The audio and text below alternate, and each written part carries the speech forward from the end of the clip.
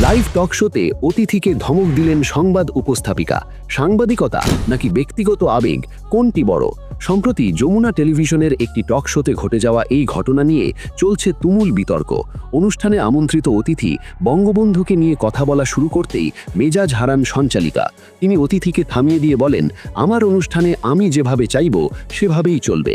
একজন সংবাদ উপস্থাপকের এমন অপেশাদার আচরণে প্রশ্ন উঠেছে সাংবাদিকতার নীতি নৈতিকতা নিয়ে। আন্তর্জাতিক সাংবাদিকতার মানদণ্ড বলে, একজন সাংবাদিকের কাজ হল নির্মোহভাবে তথ্য উপস্থাপন করা, নিজের আবেগ বা রাজনৈতিক মতাদর্শ চাপিয়ে দেওয়া নয়।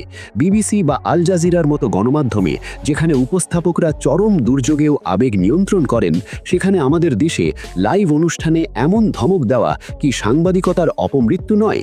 দর্শকরা বলছেন, উপস্থাপিকা যদি নিজেই বিচারকের ভূমিকায় অবতীর্ণ হন, তাহলে অতিথির প্রয়োজন কি? এই ঘটনা কি আমাদের মিডিয়া জগতের পেশাদারিত্বের সংকটেরই প্রমাণ?